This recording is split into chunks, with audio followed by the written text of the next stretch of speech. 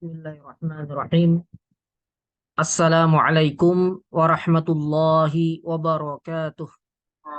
Waalaikumsalam warahmatullahi wabarakatuh.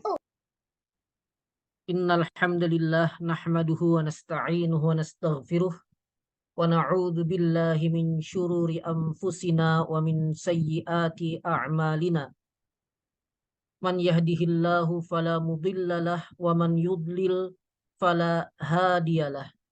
Ashhadu an la ilaha illallah wahdahu la syarikalah wa ashhadu anna Muhammadan abduhu wa rasuluhu la nabiyya ba'dah. Allahumma salli ala Muhammad wa ala ali Muhammad kama sallaita ala Ibrahim wa ala ali Ibrahim wa barik ala Muhammad wa ala ali Muhammad kama barakta ala Ibrahim wa ala ali Ibrahim fil alamin innaka Hamidum Majid. Allahumma anfa'na bima 'allamtana wa 'allimna ma yanfa'una wa zidna ilma. Allahumma inna nas'aluka 'ilman nafi'a wa rizqan thayyiba wa 'amalan mutaqabbala.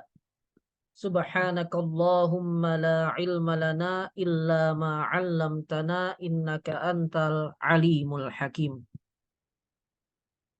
Qala Allah Ta'ala fi kitabihil karim وَمَا كَانَ الْمُؤْمِنُونَ لِيَنْفِرُوا كَافَّةً فَلَوْلَا نَفَرَ مِنْ كُلِّ فِرْقَةٍ مِّنْهُمْ طَائِفَةٌ لِيَتَفَقَّهُوا فِي الدِّينِ وَلِيُنْذِرُوا قَوْمَهُمْ إِذَا رَجَعُوا إِلَيْهِمْ لَعَلَّهُمْ يَحْذَرُونَ. وَقَالَ رسول الله صلى الله عليه وآله وسلم Man salaka tariqan yaltamisu fihi ilman sahhalallahu lahu bihi tariqan ilal jannah. Amma ba'du. Ayyuhal ikhwah hafizakumullah wa ra'akum. Alhamdulillah kita bertemu kembali dalam daurah tematik online dengan tema manhaj beragama kalangan awam, dan malam hari ini insyaallah adalah bagian kedua sekaligus mungkin bagian terakhir pada sesi kali ini ya.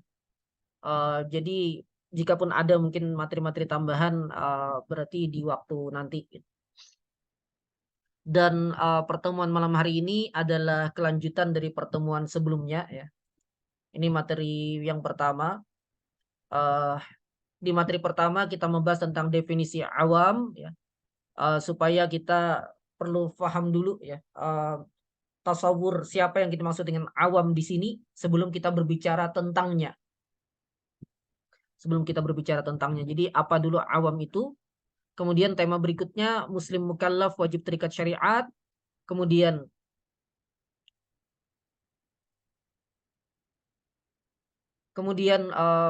apakah awam wajib belajar agama?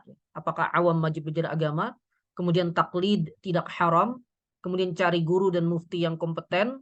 Kemudian tidak boleh berfatwa tanpa ilmu. Dan yang terakhir Islam adalah din yang sempurna dan komprehensif. Ini materi yang pertama, dan bagi yang belum menyimak, silakan nanti disimak di rekaman ya. Dan rekaman ini sebenarnya boleh dibagikan, tapi hanya kepada yang memang serius ingin menyimaknya, ya. Supaya dia tidak tersebar sia-sia saja. Ya. Jadi bagi yang ingin menyimak materinya, bisa hubungi admin ya Ustadz Rahmi untuk meminta rekamannya. Tapi dengan syarat dia mau menyimaknya.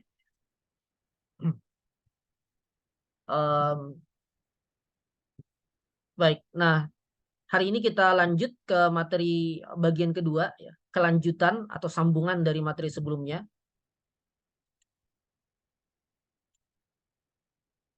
Baik, kita lihat ya, ini daftar isinya. Hanya ada 4 materi.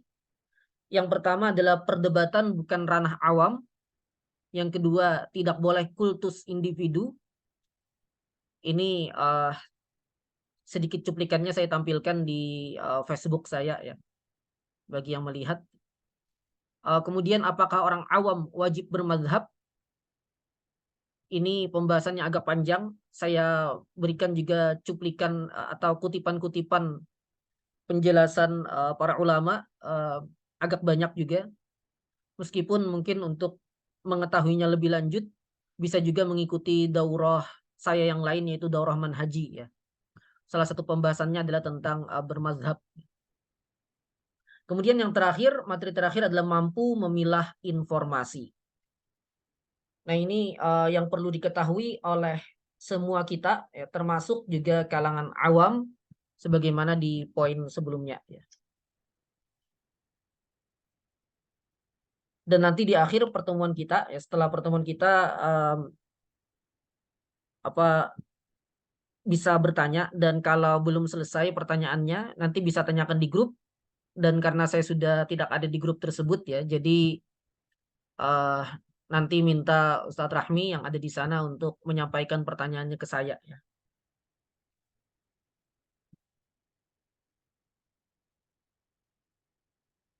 Baik. Yang pertama, perdebatan bukan ranah awam. Perdebatan munazarah baik terhadap kelompok menyimpang maupun dalam persoalan yang diperselisihkan ulama memerlukan kedalaman ilmu dan sikap insaf. Jadi munazarah, jidal itu tidak tercela sepenuhnya ya. Perdebatan itu ada yang tercela dan ada yang terpuji. Dan para ulama sudah menjelaskan dhawabitnya agak panjang ya. Tapi kita tidak bahas di sini ya. Sebagian pernah saya tulis mengutip Imam Al-Ghazali dalam Ihya Ulumuddin, dan di sini juga akan saya kutipkan sedikit pernyataan beliau berkaitan dengan tema kita saja ya. Nah, saya kutipkan saat itu ada sekian syarat ya, perdebatan itu bisa diterima atau terpuji dari Imam Al-Ghazali. Nah, dan perdebatan itu baik terhadap kelompok menyimpang, maksudnya kita ingin meminta mereka rujuk kepada kebenaran, ataupun dalam persoalan yang diperselisihkan oleh ulama. Dalam persoalan yang sebenarnya masih ranah ijtihadiyah, perdebatan juga tetap boleh dilakukan untuk mencari mana yang aqrab ila shawab, mana yang lebih dekat pada kebenaran. Hanya saja perdebatan semacam itu memerlukan kedalaman ilmu dan sikap insaf, sikap adil, sikap proporsional, bahwa tujuan kita adalah al-wusul ilal haq, sampai pada kebenaran. Dan ini beratnya bukan main. Karena pertama perlu keluasan dan kedalaman ilmu, dan juga memiliki kapasitas untuk menimbang argumentasi, menimbang hujjah. Karena bagaimana kita bisa mengetahui kebenaran kalau cara mengetahui kebenarannya sendiri kita tidak punya. Nah, jadi kita perlu kedalaman ilmu itu. Kemudian yang kedua juga adalah uh, kelurusan niat, ya, lurusnya niat. Karena bisa jadi orang itu mendalam ilmunya, tapi karena niatnya buruk, ya, sekadar untuk menang-menangan, maka perdebatan seperti ini juga tercela. Nah, jadi perdebatan itu memerlukan kedalaman ilmu dan sikap insaf. Ya. Nah, orang awam tidak berhak terlibat dalam perdebatan. Mengapa? Ya karena orang awam, sebagaimana sudah kita ketahui, tidak memiliki ilmu-ilmu yang diperlukan untuk berdebat. Maka mereka tidak berhak terlibat dalam perdebatan tersebut. Ya. Dan ini sebenarnya, ikhwafillah hafizakumullah, ini sebenarnya adalah hal yang sesuatu yang mudah sekali difahami oleh akal kita. Ini perkara yang ma'kul dalam semua bidang yang memerlukan kepakaran. Dalam semua bidang yang memerlukan kepakaran. Sebagai contoh, untuk membangun rumah atau jalan misalnya, kita memerlukan insinyur ya, yang memahami bagaimana membangun bangunan atau jalan yang kokoh, bahan-bahannya seperti apa, hitungannya bagaimana, kan mereka yang tahu itu ya. Nah, kita yang tidak mengerti itu sama sekali, kalau kita ikut terlibat ketika mereka berdiskusi, misalnya menentukan mana yang terbaik, kita ikut terlibat, kemudian kita mengusulkan dengan keawaman kita itu, pertama jelas akan ditolak.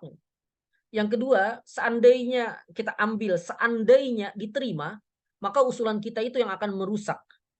Bisa jadi gara-gara usulan kita itu rumah yang harusnya kokoh mudah roboh. Jalan yang harusnya kokoh juga mudah rusak. gara-gara kita ikut-ikutan nimbrung mengajukan pendapat kita. Apalagi sampai berdebat, karena berdebat itu kan kita mengajukan pendapat kita dan dalilnya, argumentasinya, serta meruntuhkan pendapat lawan dengan membantah argumentasinya. Nah, ini berarti levelnya lebih tinggi lagi. Bayangkan kalau kita membantah insinyur tadi kan. Atau ini para dokter spesialis di bidangnya sedang berdiskusi mau melakukan tindakan operasi, misalnya mereka berdiskusi tentang langkah-langkah dan segala macamnya. Tiba-tiba kita yang awam ilmu kedokteran ikut nimbrung mengajukan usulan. Pertama jelas ditolak dan kemungkinan besar diusir ya. Kemungkinan besar diusir, bahkan bisa jadi tidak sampai masuk, sudah tidak di depan pintunya, sudah tidak bisa lewat lagi gitu. Dan seandainya kita ibaratkan, seandainya diizinkan masuk, kemudian diizinkan memberikan usulan dan usulan diterima, maka bisa melayang nyawa orang yang akan dioperasi tersebut. Dan ini berlaku dalam semua bidang, termasuk dalam bidang ilmu syariat. Termasuk dalam bidang ilmu syariat. Jadi hal ini wajar sekali. Makanya saya agak aneh ketika melihat ada orang, ketika kita katakan orang awam tidak berhak bicara, atau langsung saja ke orangnya, kamu tidak berhak bicara tema ini, gitu. Kemudian dia mengatakan, oh, Anda sombong sekali. Gitu. Nah, dia tidak paham makna sombong.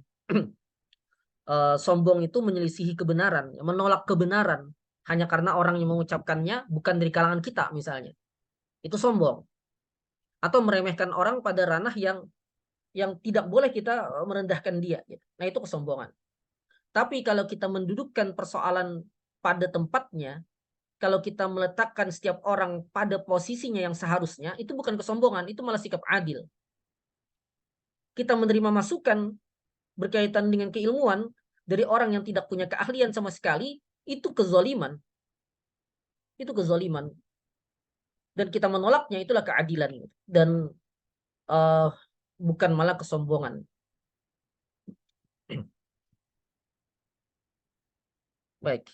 Nah, karena itulah orang awam tidak berhak terlibat dalam perdebatan. Kita lihat. Ini dari Ihya Ulumuddin, kutipan ya. Di sini beliau katakan orang yang berdebat haruslah orang yang mujtahid.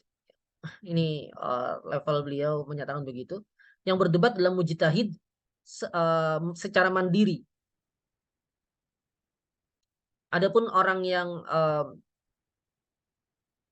tidak mencapai derajat ijtihad, kata beliau, dan beliau katakan di sini ya, dan oleh penerbit diberi tanda bold, ini di masa beliau dulu, dan inilah hukum seluruh orang di masa sekarang, gitu. Seluruh orang di masa sekarang.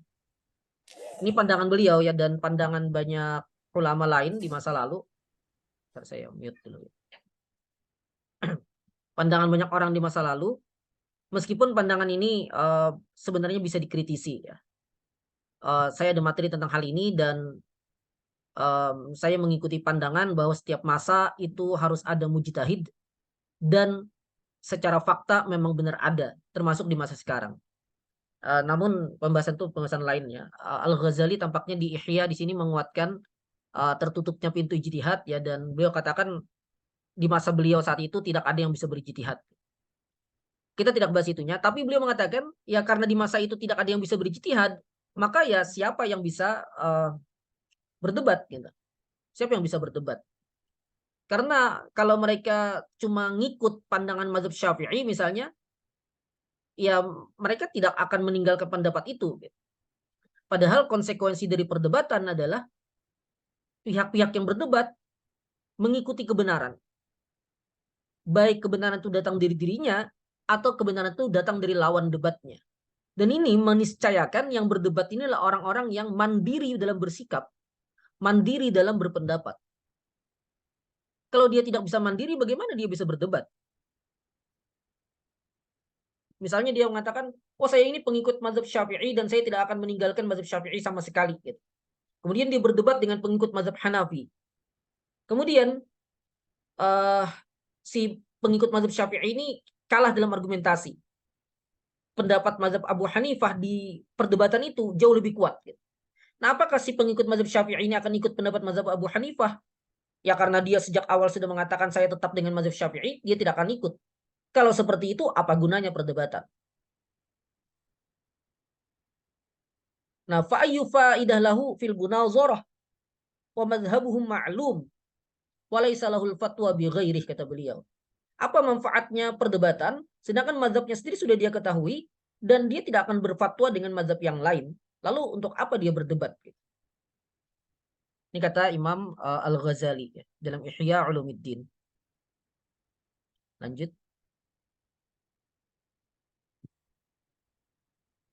Ini 5. Ini kutipan pernyataan Imam An-Nawawi dalam mensyarah Sahih Muslim ya.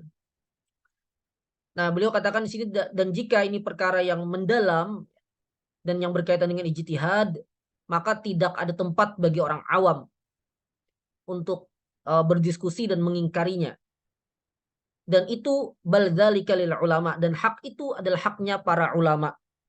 Kemudian para ulama sekalipun mereka hanya mengingkari dalam konteks ingkar ya, pendapat persoalan-persoalan yang disepakati bahwa itu salah gitu. Adapun dalam persoalan yang diperselisihkan hukumnya oleh para ulama, fala ingkara fihi, tidak ada pengingkaran di dalamnya. Ya. Dan ini ada pembahasan tersendiri tentang ingkar ya. Apa yang dimaksud dengan ingkar di sini? Kemudian ada juga istilah irsyad. Apakah kita tidak boleh berdiskusi dalam persoalan ikhtilaf ijtihadiyah dan mengajak orang lain mengikuti pendapat kita? Sebenarnya boleh-boleh saja. Tapi konteksnya itu bukan ingkar. Tapi konteksnya adalah misalnya adalah irsyad, tadi munazarah dan semisalnya. Tapi di sini poinnya, karena ini berkaitan dengan awam, orang awam tidak berhak dalam hal semacam ini. Lanjut. Baik, selesai itu ya. Cukup jelas ya. Cukup jelas sekali. Dan sayangnya saat ini banyak yang tidak merasa awam, sebagaimana saya sampaikan di pertemuan pertama rasanya, sehingga mereka berani berdebat pada wilayah yang bukan wilayah mereka. Dan ini adalah salah satu penyebab kerusakan ketika orang-orang yang tidak punya ilmu berdebat. Padahal mereka tidak memiliki penguasaan sama sekali dalam hal yang diperdebatkan. Baik, lanjut. Yang kedua, ya, dari bagian kedua ini, ya,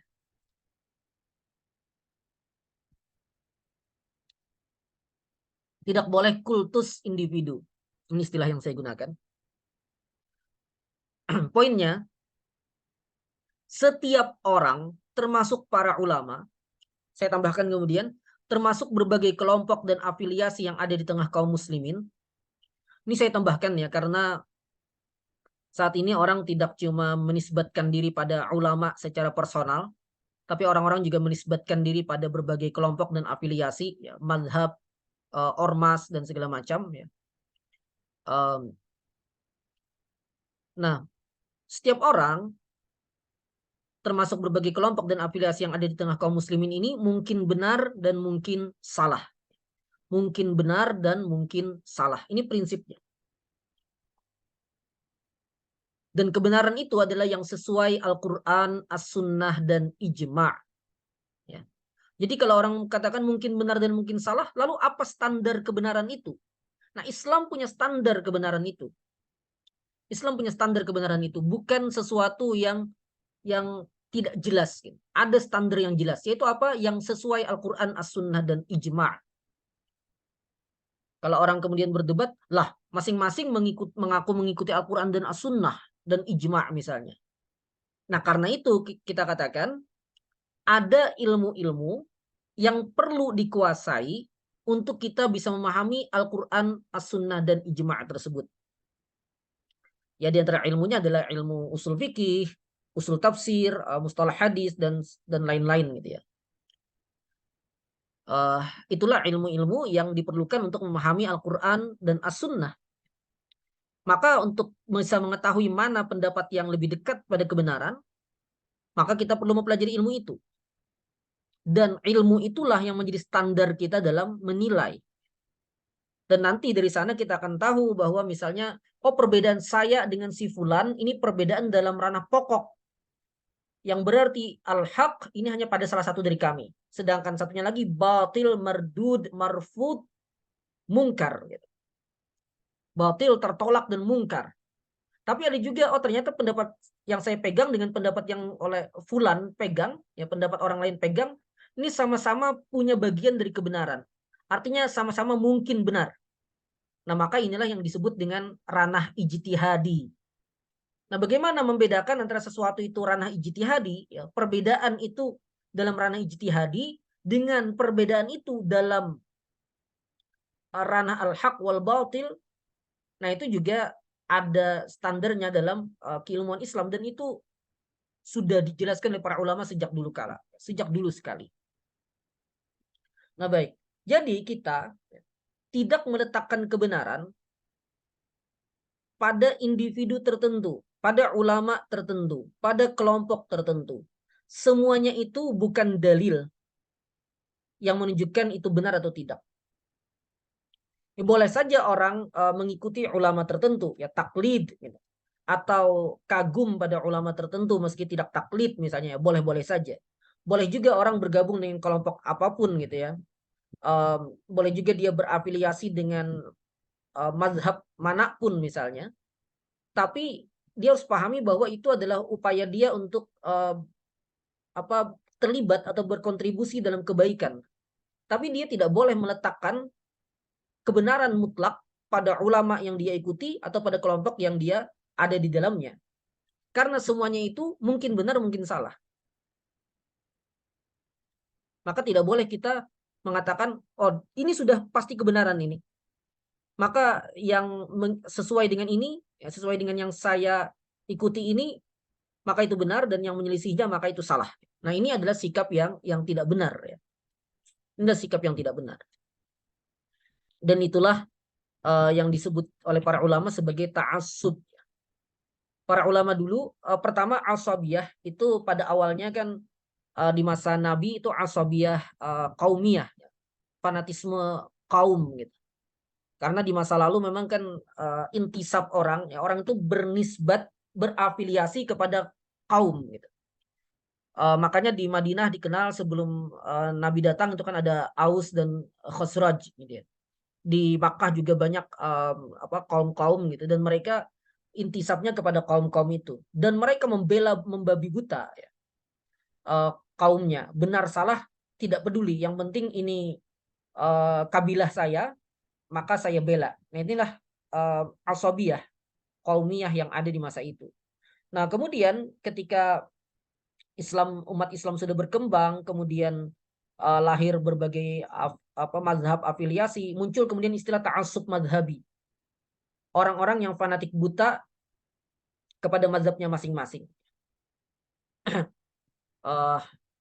Bahkan sampai-sampai ada yang membuat hadis palsu ya untuk menyerang lawan mazhabnya, untuk menyerang lawan mazhabnya.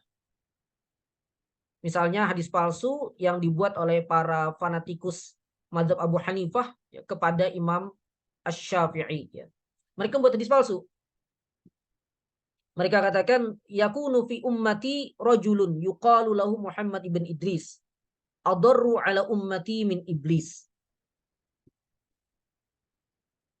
Mereka katakan nanti di tengah-tengah umatku akan ada seseorang yang disebut, yang dipanggil namanya Muhammad bin Idris, Imam Syafi'i ya. Dan dia lebih berbahaya bagi umatku daripada iblis. Dan nanti juga di tengah umatku akan ada seseorang yang disebut dengan nama Abu Hanifah, dan dia adalah pelita bagi umatku.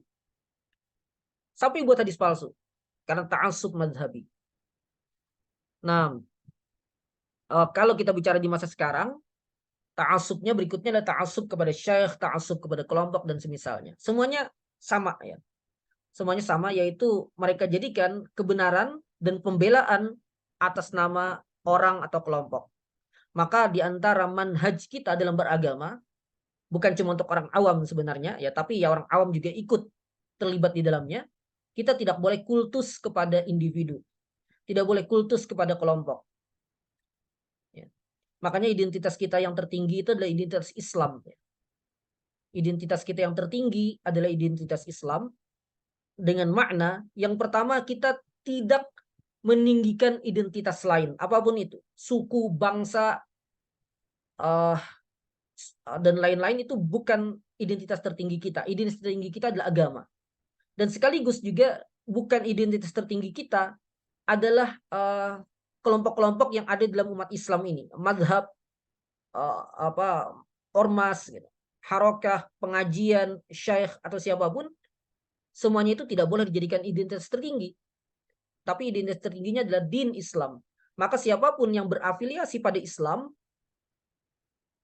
maka satu dia adalah ikhwan kita, dia adalah saudara kita, dan sekaligus juga standar kebenaran dalam Islam itulah standar kebenaran juga bagi kita. Baik. Nah, kemudian saya katakan di sini boleh taklid pada ulama, karena banyak orang yang mengecam taklid, dan sebenarnya ada sekian ulama tapi sedikit ya, minoritas ulama yang memang melarang taklid, tapi argumentasi mereka tidak kuat ya. Dan orang sekarang juga ketika menyebut tidak boleh taklid, sebenarnya dimaksud itu ta'assub. Nah, taklid dengan ta'assub itu beda. Taklid sudah kita bahas sebelumnya ya, di pertemuan sebelumnya, dan bahwa taklid itu boleh karena taklid itu konsekuensi bagi orang awam, karena dia tidak bisa merujuk langsung pada dalil, maka tugasnya bertanya kepada ulama dan mengamalkan apa yang dijelaskan oleh ulama tadi, dan itulah namanya taklid ya. Namun taklid ya, dan juga boleh mengikuti afiliasi tertentu, saya katakan di sini. Jadi tidak haram gitu ikut organisasi apapun ya, dengan syarat bahwa itu sekadar sebagai wasilah, bukan ghayah, bukan tujuan. Karena ghayah kita adalah Islam ya. Adalah ya, bagaimana kita hidup di atas jalan Islam gitu. Dan bagaimana kita mewujudkan tujuan-tujuan agama Islam. Meninggikan kalimat Allah, menyebarkan Islam ke berbagai penjuru dunia dan segala macam. Nah, tapi tidak boleh mengkultuskan. Taklid boleh, intisab kepada afiliasi tertentu boleh, tapi tidak boleh mengkultuskan dan fanatik buta padanya. Ini poinnya. Kita lihat kutipannya ya.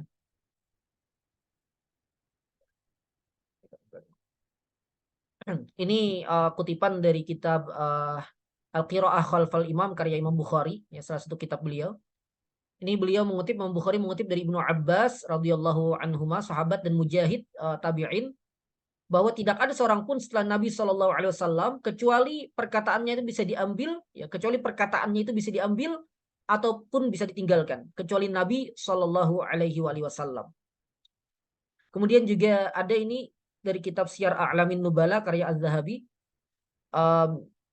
Nah, Imam Malik berkata, ya, setiap orang bisa diambil perkataannya dan bisa juga ditinggalkan kecuali penghuni kubur ini, yaitu Rasulullah Shallallahu Alaihi Wasallam. Dan banyak lagi kutipan dari ulama salaf perkataan yang semisal ini.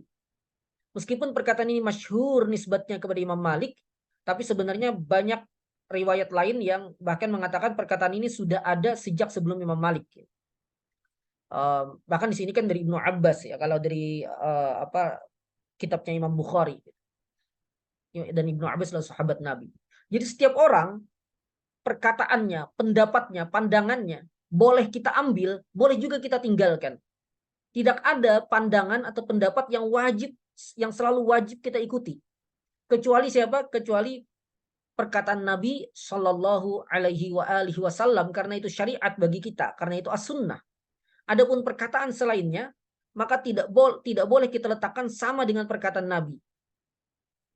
Karena itu perkataan setiap ulama, siapapun itu, wajib ditimbang dengan dalil. Dan perkataan ulama itu bukan dalil. Dan ini bukan kelancangan kepada ulama ya. Meskipun ada yang menggunakan prinsip ini untuk lancang pada ulama. Tapi kita bukan di situ ya. Memang ada yang punya prinsip ini. Dia katakan pendapat ulama bukan dalil. Tapi maksud sebenarnya adalah pendapat ustadz saya yang dalil gitu. Karena dia mengalahkan pendapat ulama demi membela pendapat ustadznya. Dia mengalahkan pendapat Imam Syafi'i demi membela pendapat ustadz yang mengisi pengajian dia gitu. Nah, tentu ini tidak benar cara berpikir seperti ini. Tapi bahwa pendapat ulama itu bukan dalil itu benar.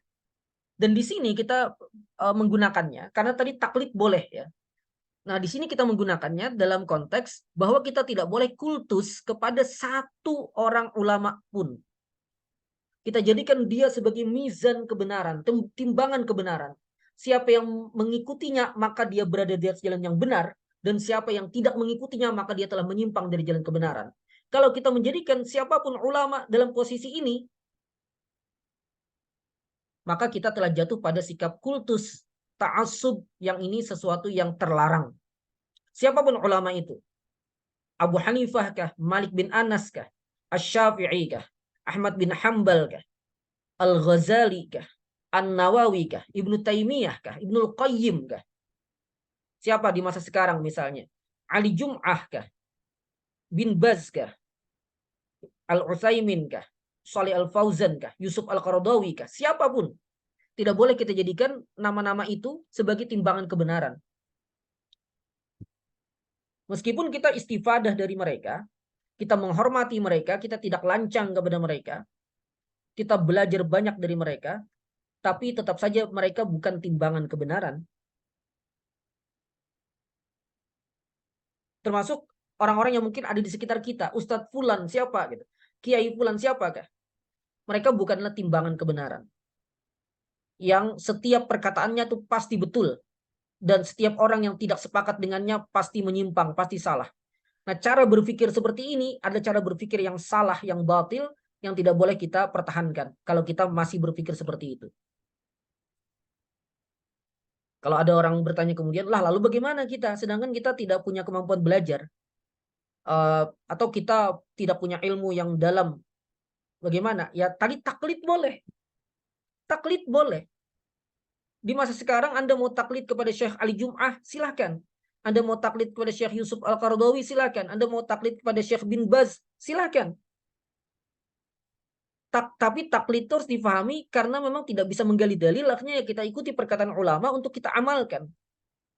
Tapi ketika kita mengamalkan itu, kita katakan, ya ini saya taklid kepada beliau karena saya thiqah dengan keilmuan beliau, tapi saya tidak mengatakan bahwa pendapat beliau ini pasti benar 100% mutlak.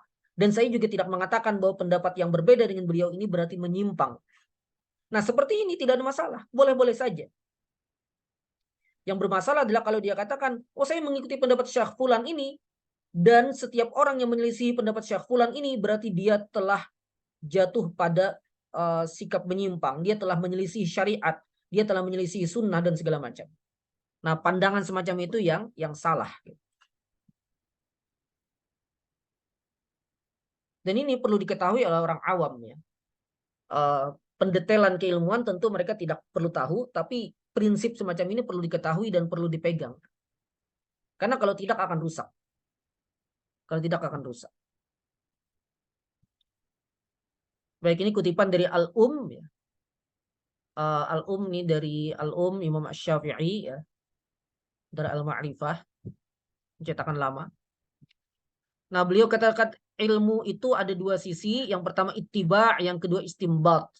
Ittiba' itu kepada Al-Quran, kalau tidak pada As-Sunnah, dan kalau tidak ada maka kepada perkataan ammah, ini maksudnya ijma' ya. Nah, kemudian ada istimbat, nanti beliau sebutkan tentang qiyas. Nah, di sini jadi timbangan kebenaran itu pada Al-Quran, As-Sunnah, dan qaul ammah. Ini maksudnya qaul ammah dari salaf, ini maksud beliau ini ijma' ya.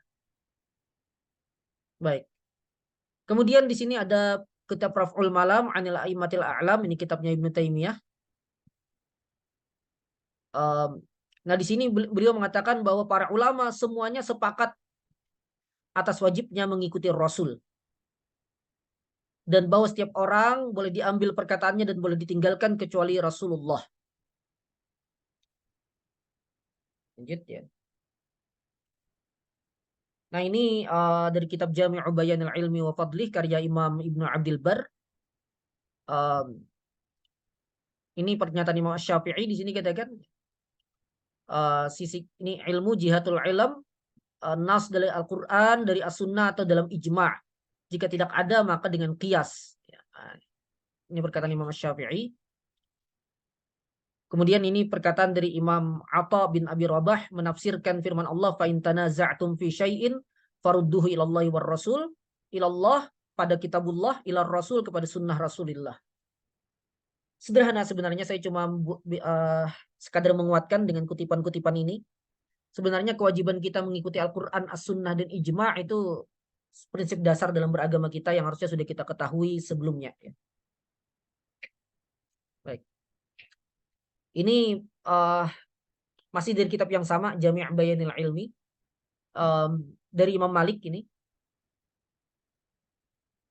Beliau mengatakan, ya, innama ana basyar, saya cuma manusia biasa. Ukhti'u wa usib, saya bisa benar, bisa salah, bisa benar. Maka lihat pendapatku. Setiap pendapatku yang sesuai dengan Al-Quran dan As-Sunnah, maka ambil. Dan jika itu tidak sesuai dengan Al-Quran dan As-Sunnah, maka tinggalkan.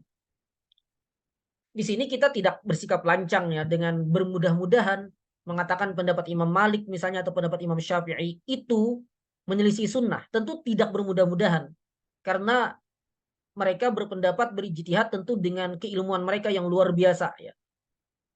Dan kalau kita telusuri betul-betul, kalau kita terbiasa menelaah kitab-kitab para ulama, kita akan lihat bagaimana pendalilan mereka luar biasa sekali. Nah, namun tetap secara prinsip, secara manhaj, apa yang disampaikan Imam Malik ini harus tetap kita pegang. Dan kita terapkan kepada siapapun. Nah, yang sering bermasalah saat ini adalah prinsip ini mereka terapkan secara serampangan kepada orang-orang semisal Imam Malik, Imam Syafi'i, dan lain-lain. Tapi mereka hilangkan prinsip ini ketika itu adalah perkataan ustadznya, perkataan kiainya, atau perkataan syekhnya. Seakan-akan yang harus ditimbang dengan dalil itu hanya perkataan para imam tadi. Sedangkan perkataan guru-guru mereka yang mereka belajar langsung misalnya atau syekh yang mereka jadikan panutan itu tidak perlu ditimbang dengan dalil karena pasti benar misalnya. Nah, cara berpikir ini jelas batil. Bahkan menurut saya ini yang harusnya lebih diperbaiki lagi. Karena ya perkataan Imam Malik, perkataan Imam Asy-Syafi'i ya sudahlah gitu. Perdebatan tentang pendapat mereka juga sudah sangat banyak kita temukan di kitab-kitab. Nah, yang harusnya kita pegang lebih jauh lagi adalah ya tadi perkataan guru saya, perkataan syekh saya, ini mungkin benar mungkin salah. Maka tidak boleh dijadikan sebagai timbangan kebenaran. Harusnya begitu. Dari afiliasi apapun antum. Kalau antum belajar dengan ustadz tertentu yang antum kagumi keilmuannya, camkan dalam hati bahwa ustadz saya mungkin benar mungkin salah. Kalau antum belajar sama kiai, tuan guru, misalnya dari kalangan tradisionalis, maka camkan dalam hati bahwa guru saya ini mungkin benar mungkin salah. Maka timbanglah semuanya dengan timbangan keilmuan. Dan kalaupun kita tidak punya keilmuan karena kita masih awam tadi, minimal kita tidak membela membabi buta. Kan ada ya orang yang dia awam, dia tidak paham keilmuan, tapi ketika terjadi perselisihan antara gurunya mungkin dengan yang lain gitu, dia membela membabi buta gurunya padahal dia tidak paham.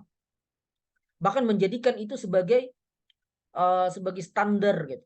Bahwa yang beragama yang lurus adalah kalau dia membela gurunya. Ini adalah cara beragama yang salah. Cara beragama yang salah. Baik. Kita lanjut ke poin ketiga.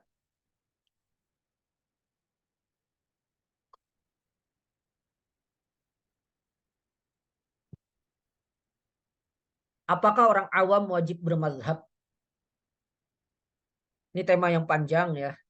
Tadi saya katakan kalau ingin lebih jauh bisa ikuti daurah manhaji yang saya adakan, yang kami adakan atas nama Ma'at Online Litafaqu Fiddin ya.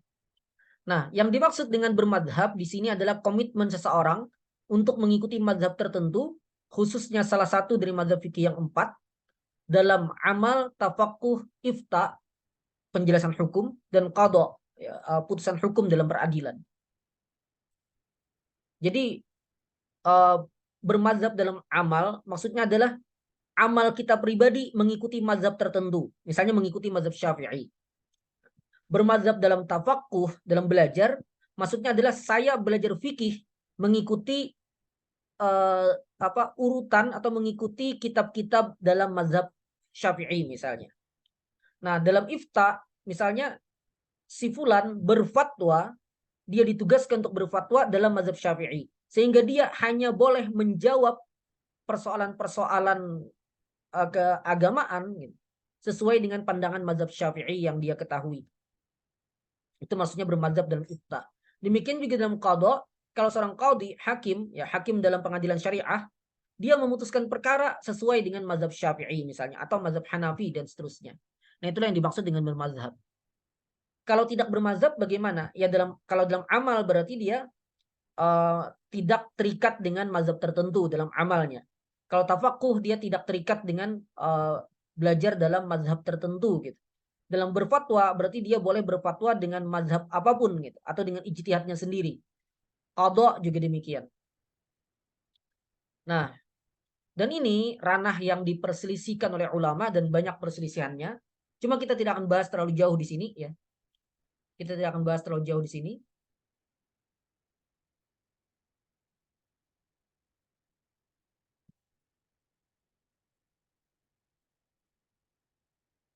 Sedikit saya baca. Setiap muslim wajib fanatik kepada kebenaran.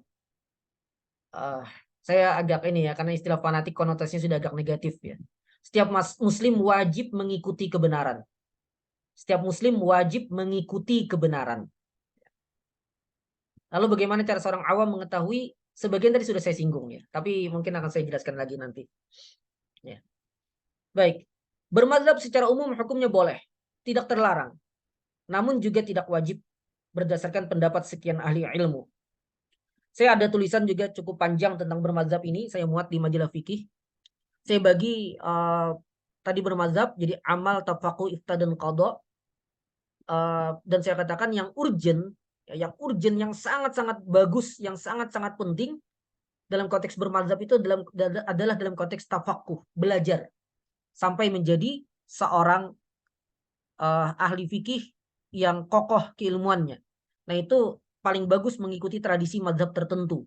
Meskipun dalam amal tidak wajib dia terikat dengan mazhab tersebut. Gitu. Jadi yang paling urgent adalah konteksnya tafakuh. Meskipun ya kalau orang menyebut mazhab biasanya keempat-empatnya ini. Gitu. Baik. Nah, menurut sebagian ulama, orang awam tidak memiliki mazhab dan mazhabnya adalah mazhab muftinya. Kita lihat kutipannya. Ini yang pertama dari kitab At-Tamadzhub, Dirasah Nazariyah Naqdiyah, definisi bermazhab ya. Saya tidak perlu bahas ini. Beliau sebutkan belasan definisi tamadzhub ya dari berbagai ulama, kemudian beliau pilih definisinya. Saya mungkin lewatkan saja ya. Cuma di sini beliau menegaskan bahwa bermazhab itu bukan orang awam. Bukan tugasnya orang awam. Jadi orang awam kata beliau mengikuti pandangan penulis At-Tamadzhub ini, orang awam itu tidak bermazhab. Baik, kita lihat. Ini dari kitab yang lain judulnya At-Tamadzhub juga. At-Tamadzhub la yu'aridu ad-dalil walal qaul ar-rajih. Nah, beliau katakan sini tamadzhub atau bermazhab, tamadzhub ini bermazhab ya. Bermazhab yang terpuji, mamduh, adalah seorang talibul ilm, seorang pelajar belajar fikih mengikuti metode mazhab tertentu agar dia menguasai dengan baik persoalan-persoalan fikih dan dawabitnya, kawaidnya dan usulnya dan seterusnya. Nah, jadi konteks bermazhab di sini yang beliau katakan terpuji itu adalah dalam konteks ta'allum, tafaqquh, belajar. Gitu. Baik.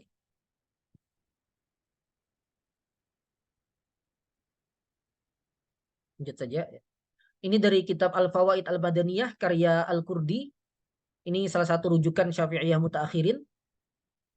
Nah, di sini terkait dengan amal, boleh beramal dengan qaul dhaif bagi dirinya sendiri, tapi tidak boleh untuk difatwakan. Dan tidak boleh berfatwa serta beramal dengan khilafus sahih wahwal fasid. Jadi kalau qaul dhaif ini masih boleh, tapi kalau sudah sampai fasid di sini tidak boleh. Dan ini ada istilah khusus dalam mazhab Syafi'i ya. Tapi orang awam kayaknya tidak perlu banyak tahu ya. Tapi saya kutipkan di sini sekadar untuk menunjukkan bahwa bermazhab itu ada konteks amal, ada konteks ifta juga ya. Dan ada juga konteks qadha gitu. Lanjut. Ini dari Mukhtasar Al-Fawaid Al-Makkiyah karya Alawi As-Saqaf dan ini juga rujukan Syafi'iyah mutaakhirin. Di sini beliau membagi orang awam menjadi dua, ada yang terikat dengan mazhab dan ada yang tidak terikat dengan mazhab. Nah, bagi yang terikat dengan mazhab, kata beliau di sini tidak boleh beramal kecuali dengan pendapat yang rajih dalam mazhabnya. Dan seterusnya. Kalau yang tidak terikat dengan mazhab, seperti orang yang baru masuk Islam, dan semisalnya, maka dia boleh beramal dengan apapun yang difatwakan oleh seorang alim yang dia yang ada gitu. Meskipun ya tanpa harus terikat dengan mazhab tertentu gitu. Baik. Ini dari kitab At-Tariq ilal Fiqh ya. Ini tentang keutamaan belajar mengikuti mazhab tertentu ya. Nah, bermazhab dalam awal belajar ya, dalam pembentukan keilmuan ya, ini sesuatu yang darurah, sesuatu yang urgent, yang tidak boleh tidak. Baik, ya sudah. Tafakuh. Nah, kemudian di sini dari kitab Sina'atul Faqih, dan di sini dikatakan bahwa bagi seorang mutafaqih, Anda seharusnya menjadikan bermazhab itu sebagai wasilah untuk bertafakuh terhadap hukum-hukum syariat, menjadi wasilah dan bukan menjadi ghayah, bukan menjadi tujuan. Dan jika Anda jatuh pada penyakit ta'assub dan jumud, maka bermazhab Anda tadi menjadi tujuan bukan lagi wasilah. Jadi mengapa kita bermazhab dalam belajar? Supaya kita bisa menguasai fikih, ahkam syar'iyah dengan baik. Dan ketika kita sudah menguasainya dengan baik, ya, ketika kita sudah memiliki sekian ilmu, usul dan furu'nya, ya usul fikih dan furu' fikihnya, kemudian kita bisa menimbang-nimbang pendapat, maka boleh kita mengikuti pendapat selain mazhab yang kita telah pelajari tadi. Nah, adapun kalau seseorang jatuh pada sikap ta'assub menjadikan bermazhab sebagai tujuan, sehingga tidak boleh sama sekali menyelisih pendapat mazhabnya, nah maka ini sesuatu yang tercela. Dan dia berarti menjadikan bermazhab sebagai tujuan dan bukan wasilah.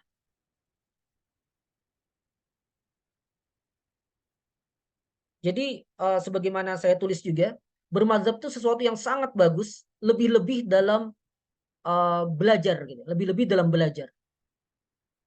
Tapi tidak boleh menjadikan kita ta'assub kepada mazhab. Tidak boleh menjadikan kita ta'assub pada mazhab, apalagi kalau seseorang sudah alim ya, maka dia tugasnya adalah mengikuti kebenaran. Kalau kebenaran menurut penelitian dia adalah pendapat di luar mazhabnya, maka dia harus mengikuti pendapat di luar mazhab tersebut. Karena kewajiban dia adalah mengikuti kebenaran, bukan mengikuti mazhab. Tapi lagi-lagi perkataan ini harus dipahami dengan sangat hati-hati ya. Karena kalau salah penggunaan, jatuhnya pada lancang terhadap para ulama mazhab. Dan ini juga tidak benar. Gitu. Makanya kita harus benar-benar berada di pertengahan. Tidak ifrat, tidak tafrit. Tidak ekstrim kanan, tidak ekstrim kiri. Tapi berada di tengah. Berada pada sikap yang mu'tadil. Baik. Ini dari Dar Ifta Misriyah. Saya kutip dari Facebook resminya. Ya.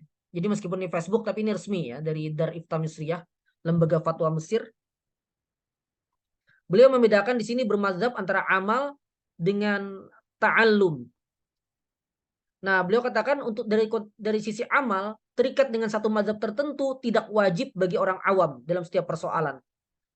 Bahkan dia boleh untuk mengikuti pendapat mujtahid yang manapun. Dan ini adalah pendapat yang sahih. Karena itu masyhur di tengah-tengah para ulama ungkapan orang awam tidak ada mazhabnya. Orang awam tidak memiliki mazhab dan mazhabnya adalah mazhab muftinya. Nah, di sini beliau katakan adapun dari sisi belajar, maka mengikuti mazhab dalam konteks belajar dan tafakuh ini sesuatu yang ya urgent dan tidak bisa ditinggalkan. Nah, sebagaimana saya sampaikan tadi ya. Jadi dibedakan antara amal dengan tafakuh.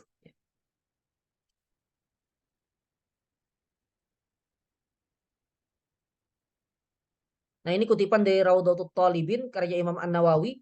Setelah beliau mengutip perbedaan pandangan Syafi'iyah tentang apakah orang awam itu punya mazhab atau tidak dan ada ikhtilaf di tengah mereka, beliau mengatakan dan yang ditunjukkan oleh dalil adalah bahwa tidak wajib bermazhab dengan mazhab tertentu. Tapi orang awam tadi boleh meminta fatwa kepada ulama manapun dan seterusnya. Ini perkataan Imam Nawawi dalam Raudhatut Talibin. Nah, kalau ini kutipan dari situs Dar Ifta Misriyah, ya, dari yang sama tadi, tapi ini dari situsnya langsung. Beliau katakan menjadi sebuah konsep yang dipegang oleh para ulama ya, fikih dan usul, bahwa orang awam tidak ada mazhabnya, tidak ada mazhabnya, dan dia tugasnya adalah mengikuti mazhab negerinya, dan mazhabnya saat itu adalah mazhab muftinya.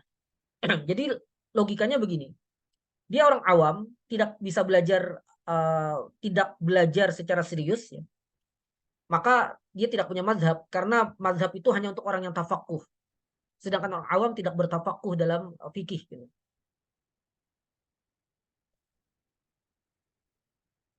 Dan sudah kita bahas di pertemuan 1 tentang wajibkah orang awam belajar agama ya. Dan konteks tafakuh yang kita maksud di sini adalah belajar di atas batas fardu ain.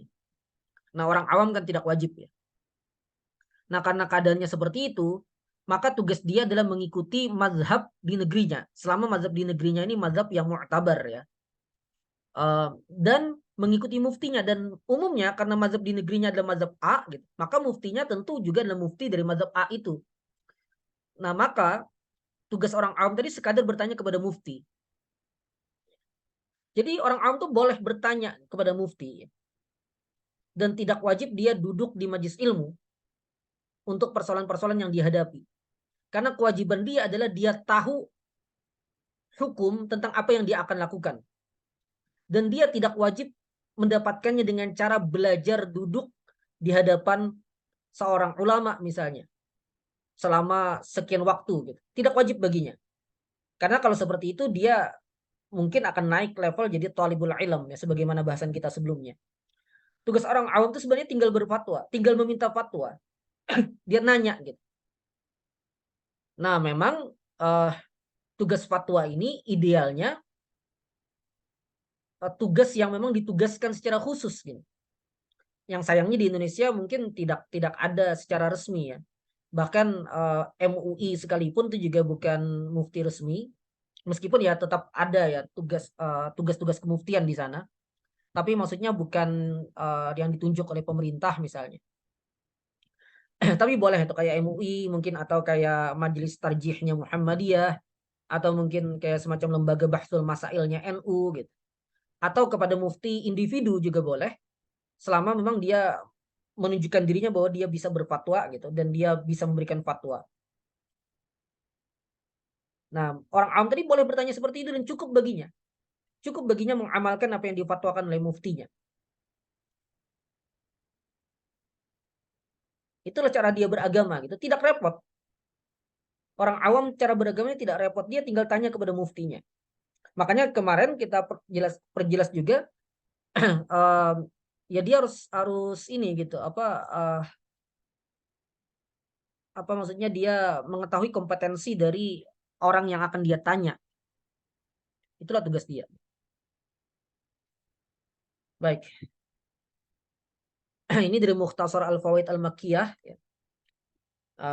Dari rujukan Syafi'iyah juga. Nah, ini ada pendapat dari Al-Ahdal, Imam Husain bin Abdurrahman Al-Ahdal, bahwa sebuah perbuatan orang awam dalam ibadat, jual beli dan yang lain, selama tidak menyelisih ijma', maka ini amalnya itu sah jika pendapatnya sesuai dengan salah satu pendapat imam mu'tabar, meskipun dia tidak meniatkan untuk taklid padanya.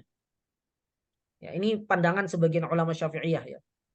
Jadi misal seorang sholatnya menurut salah satu ulama sah, maka sah sholatnya, meskipun dia tidak tahu bahwa ada ulama yang berpendapat demikian.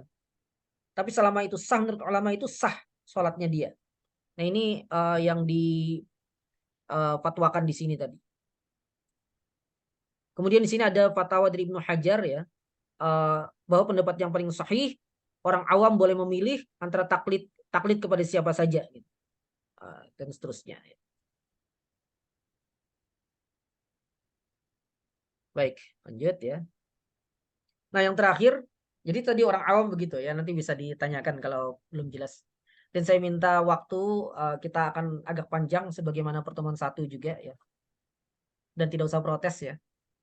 Kalau belajar jangan kebanyakan protes. Uh, ini salah satu manhaj yang perlu dipegang oleh orang yang belajar ya. Salah satu adab juga dari orang belajar.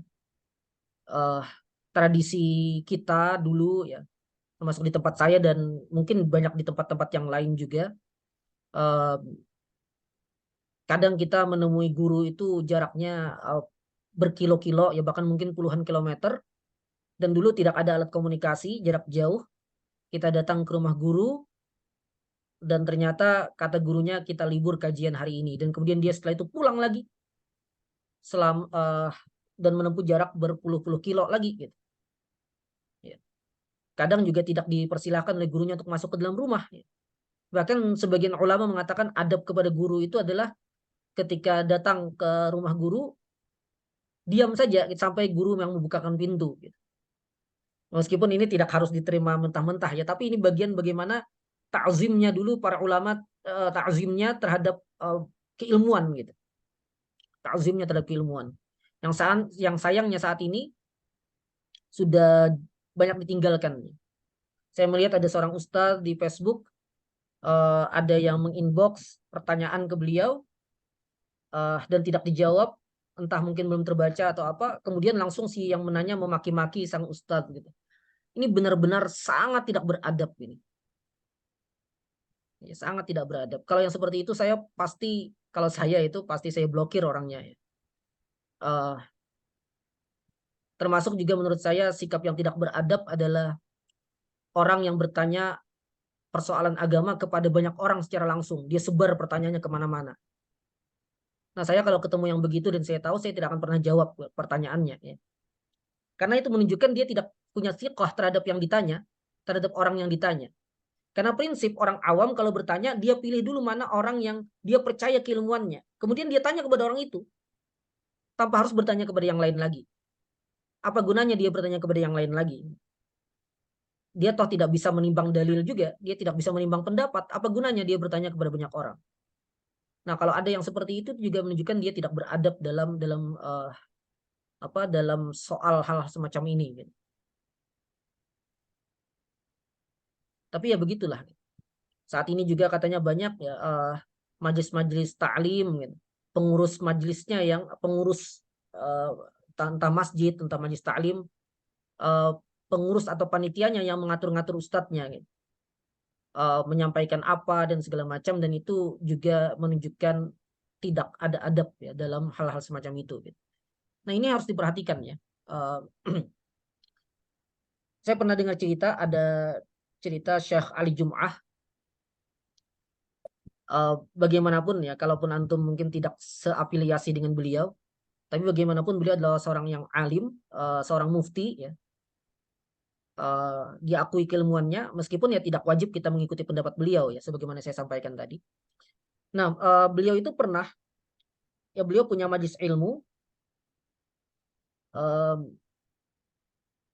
rutin pada jam tertentu dan murid-muridnya sudah datang, dan ternyata beliau saat itu ada uzur, sedang safar gitu.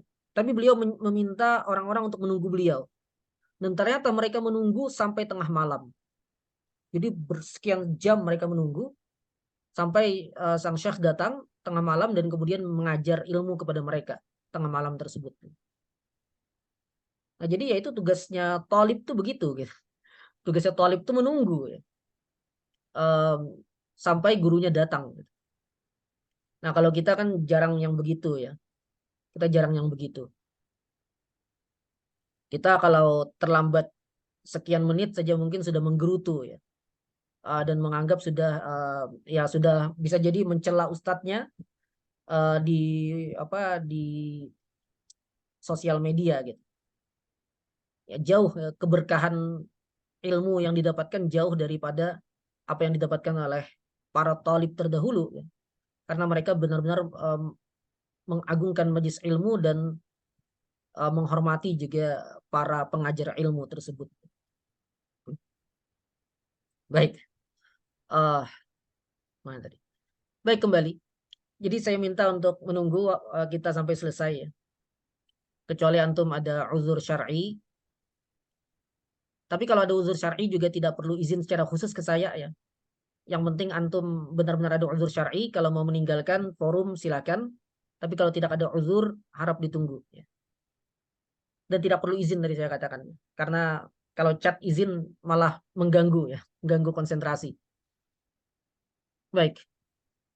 Nah, terakhir mampu memilah informasi. Dan ini sangat-sangat penting juga di masa sekarang bagi kita semua dan bagi orang awam juga secara khusus.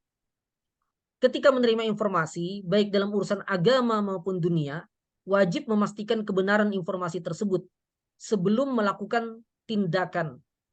Kenapa jadi font besar ya? Sebelum melakukan tindakan berdasarkan informasi tersebut.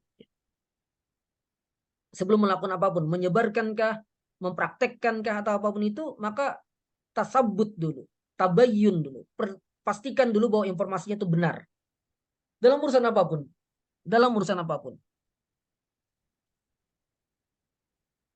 Saya sekitar setahun yang lalu ya pernah diminta mengisi seminar online berkaitan dengan satu jenis pengobatan ya. Kalau antum mengikuti sejak setahun yang lalu mungkin tahu ya. Nah, ya saya tentu dalam kapasitas dari sudut pandang ilmu syar'inya, ya. Bukan dari sisi ilmu kesehatan karena juga saya juga tidak paham. Ya. Ya salah satu poin mengapa saat itu ya jenis pengobatan itu terlalu terlalu berani gitu mengklaim macam-macam ya karena juga klaim-klaim mereka itu ditelan mentah-mentah oleh orang yang menerimanya gitu tanpa ada cross check, tanpa ada cek ulang gitu. Ini informasi tentang kesehatan ya carilah mungkin jurnal kesehatan atau kalaupun tidak bahkan saat ini kan di Google itu ada situs-situs yang diasuh oleh orang-orang yang ngerti ilmu kesehatan gitu. Bahkan saat ini sudah bisa konsultasi dengan dokter melalui aplikasi kan. Nah, kenapa tidak bertanya kepada mereka dulu atau mengecek itu dulu sebelum kita melakukan tindakan berkaitan dengan kesehatan kita misalnya. Termasuk juga dalam berita-berita politik saat ini ya. Saya pernah berada dalam sebuah grup WhatsApp ya. Tentu saya bukan adminnya ya, karena kalau saya adminnya tentu akan beda ya. Antum kalau lihat bagaimana saya mengadmin sebuah grup, ya begitulah gitu ya. Saya kalau mengeluarkan orang tanpa permisi ya, dan tanpa perlu menjelaskan kenapa dikeluarkan. Nah, cuma saya pernah ada di grup, dan di grup itu paling tidak dalam isu-isu semacam politik dan masuk isu Palestina yang terakhir ini, ada dua golongan yang menurut saya benar-benar merusak sama-sama merusak.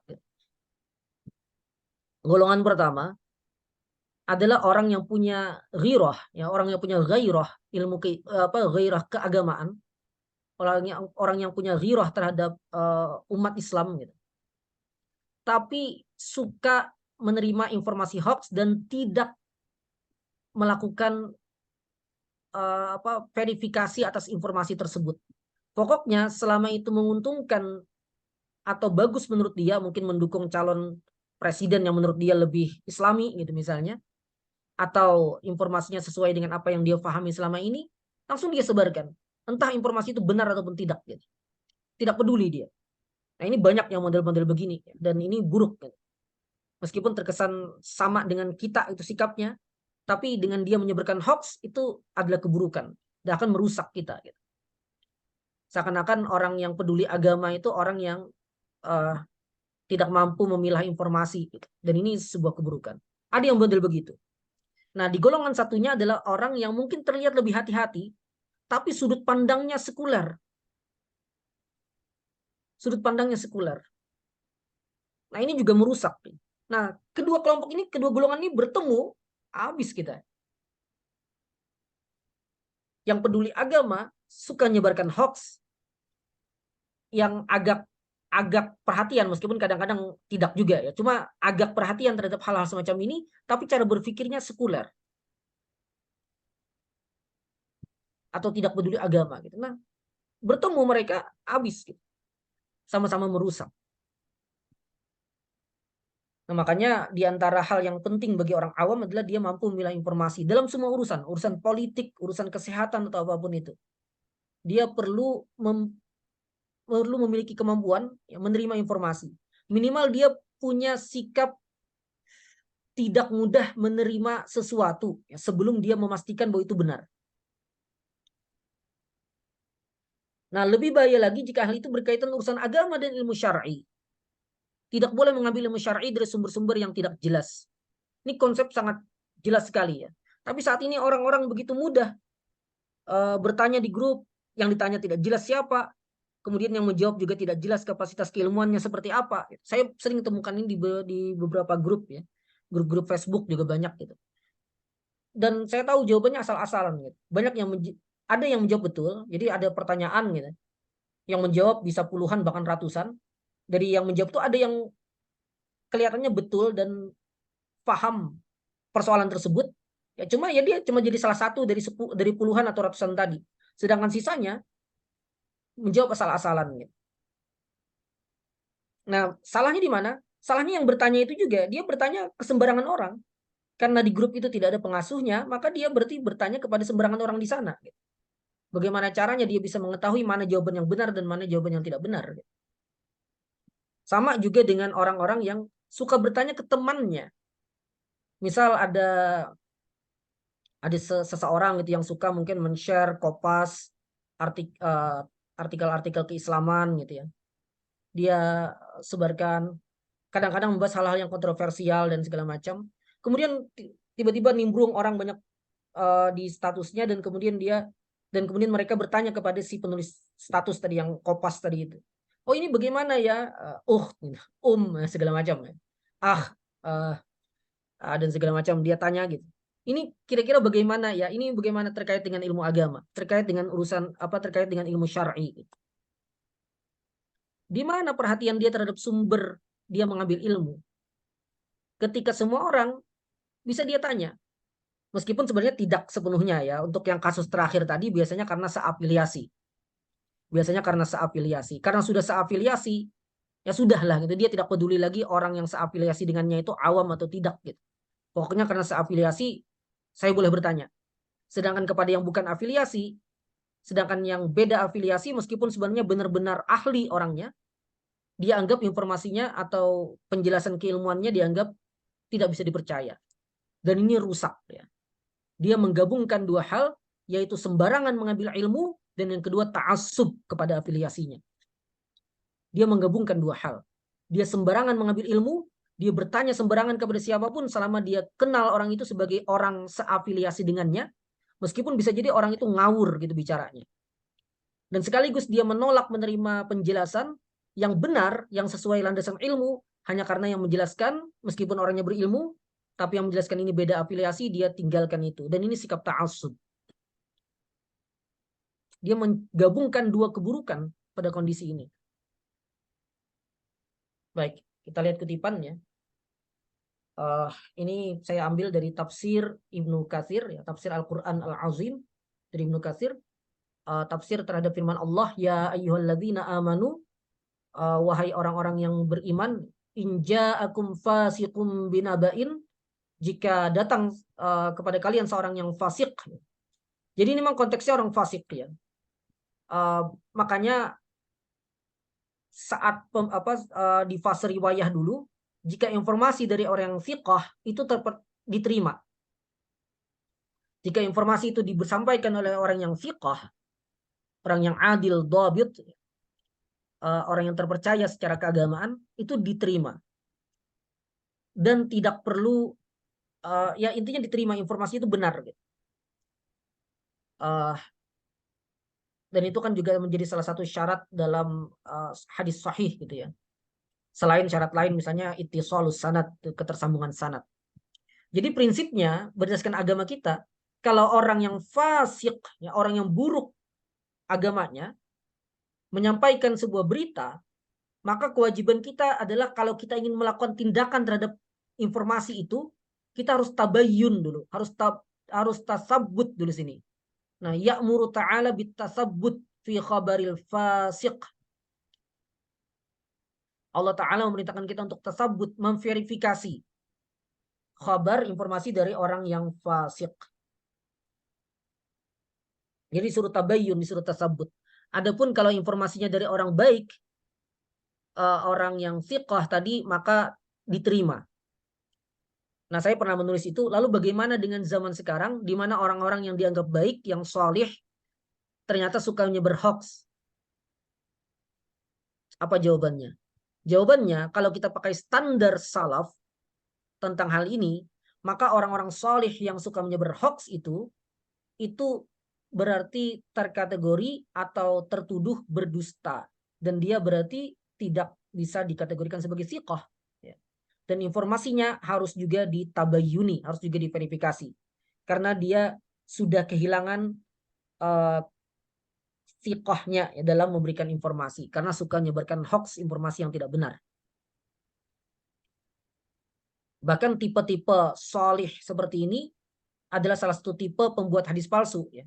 Kan para ulama ketika menjelaskan sebab-sebab dibuatnya hadis palsu, salah satunya adalah orang-orang zuhud dan suka beramal solih, tapi bodoh dalam agama. Mereka membuat hadis palsu untuk menyemangati orang dalam ibadah, dalam beramal. Apakah jadi kebaikan? Tidak, ini jadi keburukan, bahkan sangat-sangat buruk.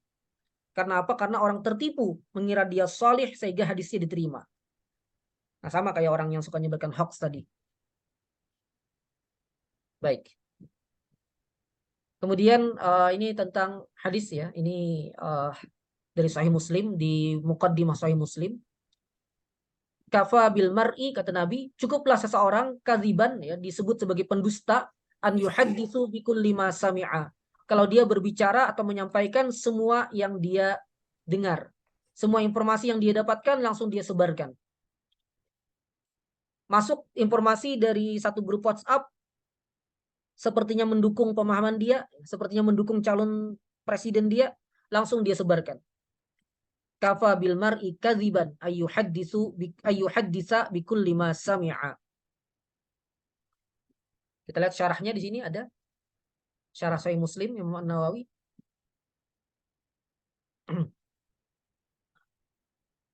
Dan di sini beliau katakan dan bahwa mazhab alul haq, bahwa dusta itu mengabarkan sesuatu yang tidak sesuai dengan fakta dan tidak disyaratkan pada dusta itu kesengajaan.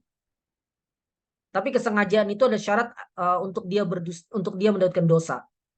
Tapi meskipun dia tidak sengaja, dia tetap disebut sebagai pendusta.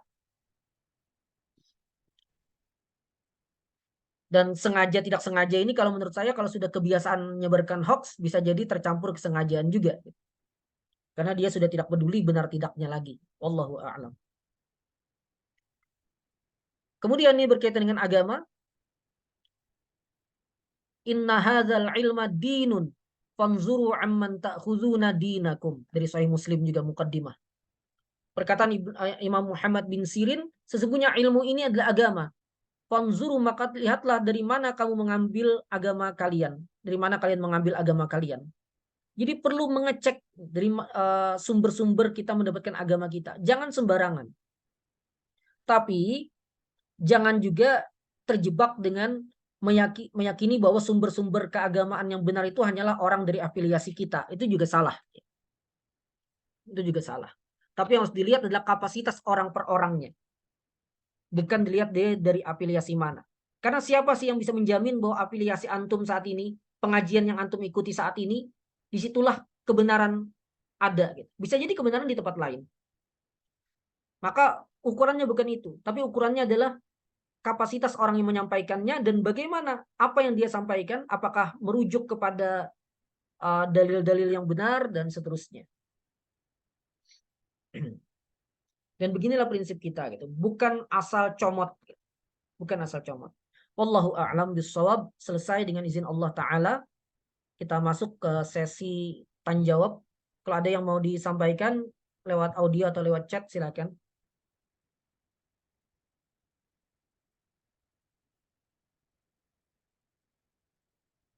Kemudian masih kuat ya.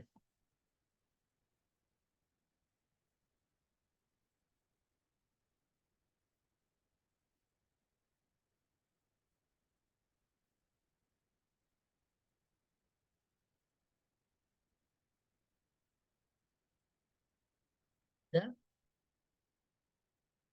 ada pertanyaan di sini di chat. Setiap muslim wajib fanatik, tadi sudah saya tanggapi ya. Setiap muslim wajib mengikuti kebenaran.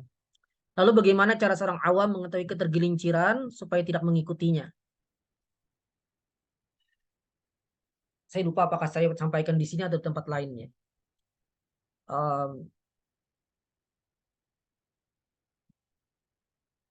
Sebenarnya bisa melihat dari ketergelinciran ini berarti memang dia berpendapat di luar ranah yang boleh disampaikan gitu. Atau di luar ranah ijtihadi. Ya, karena kalau masih dalam ranah ijtihadi tentu bukan ketergelinciran ya. Misal ada seorang ulama mengatakan kunut subuh itu sunnah. Ulama lain mengatakan kunut subuh itu tidak sunnah.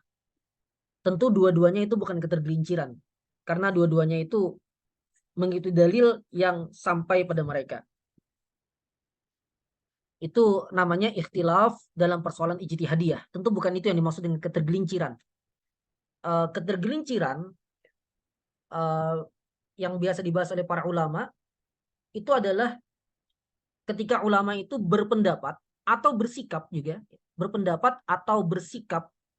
Jadi bisa pendapat, bisa juga sikap dalam arti tindakan dia yang menyelisihi uh, al-haq, yang menyelisihi Al-Quran dan As-Sunnah.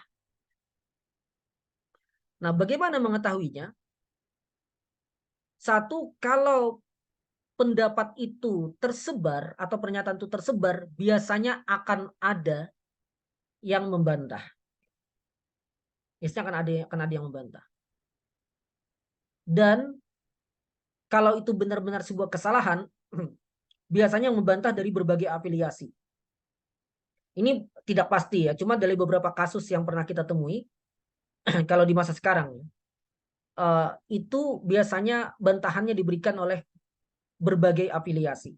Karena kalau bantahannya hanya dari afiliasi tertentu kepada afiliasi yang lain, biasanya ini memang perdebatan antar afiliasinya saja. Tapi kalau ketergelinciran betulan, misal kayak ada seorang ustadz yang mengatakan rukun wudhu ada dua gitu, itu kan sudah banyak yang membantah bahwa itu menyelisih Al-Quran gitu dan menyelisih ijma'. Nah yang seperti itu jelas ketergelinciran. Kemudian juga atau ya kesalahan gitu. Atau juga yang tidak tahu arsy itu makhluk atau bukan gitu. Kemudian juga ada ustadz dulu yang ketika menjelaskan konsep akidah agak condong ke qadariyah. Ada ustadznya, saya ingat nama ustadznya tapi saya lupa kasusnya ya. Tapi intinya ke qadariyah itu. Kemudian juga ada ustadz yang menyampaikan konsep-konsep ternyata dikritik oleh para ahlinya gitu. Itu juga bisa.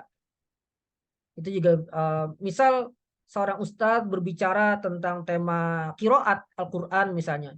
Kemudian oleh para talib dan pakar qiraat mereka semua sepakat bahwa pendapat ustadz itu salah gitu. Tidak diterima oleh mereka, bahkan tidak termasuk ikhtilaf di tengah mereka gitu misalnya. Nah, itu juga menunjukkan kesalahan ustadz tersebut. Itu kalau tersebar ya, kalau tersebar maka bisa dilihat dengan cara seperti itu. Entah dibantah oleh dari berbagai afiliasi yang menunjukkan mereka tidak ada kepentingan membela afiliasinya, atau ditolak oleh semua pakar di bidang itu.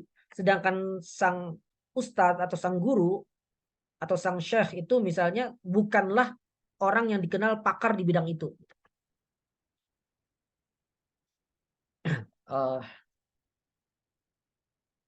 Nah kalau tidak tersebar bagaimana?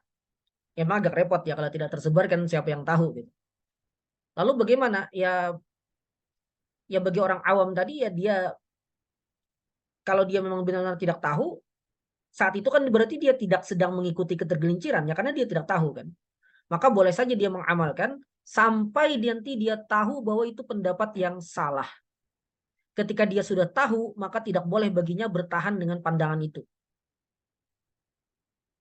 Tidak boleh baginya bertahan dengan pandangan itu. Kalau dia tahu kemudian gitu, bahwa pendapat itu adalah pendapat yang yang tidak benar gitu ya, yang bahkan bukan pendapat yang masih bisa diterima dalam ranah ijtihadi.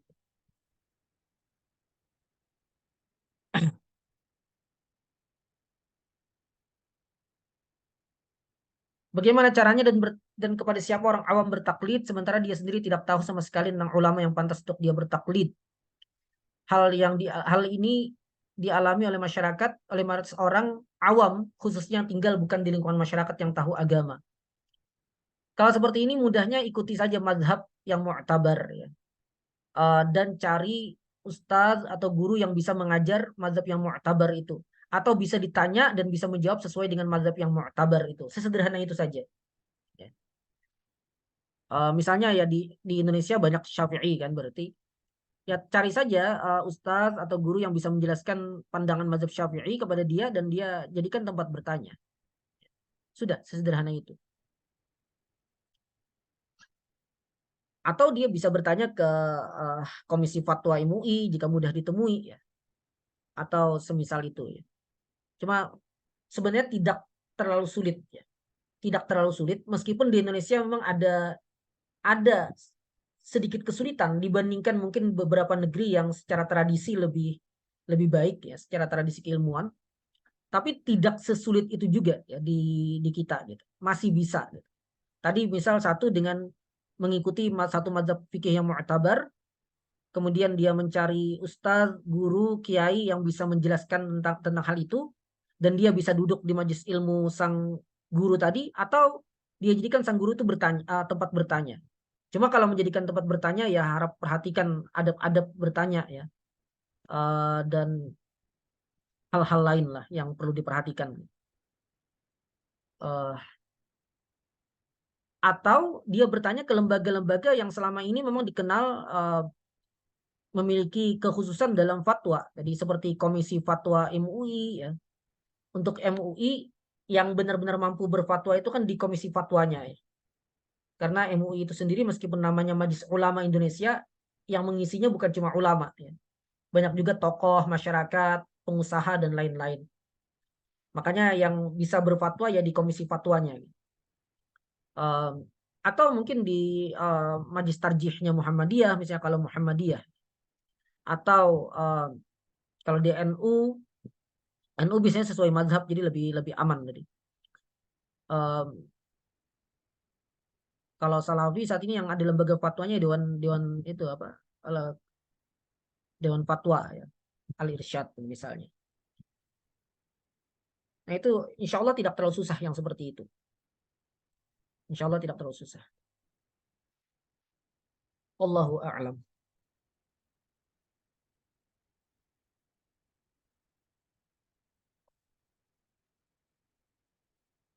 Terkait lebih baik mana? Sudah saya jawab ini. Sudah saya jawab. Ya. Lebih baik mana? Sudah saya jawab ini. Kalau bukan di pertemuan yang kemarin, berarti di rekaman audio. Ya, sudah saya jawab.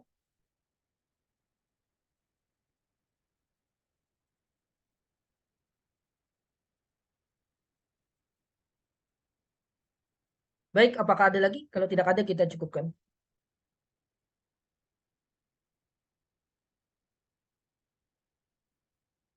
Baik, tidak ada tampaknya ya. Baik, kita cukupkan. Jika ada hal lain yang masih mau ditanyakan, silakan tuliskan di grup dan minta nanti admin untuk menyampaikan ke saya. Demikian, hadanallahu wa iyyakum ajma'in. Wassalamualaikum warahmatullahi wabarakatuh. Salam.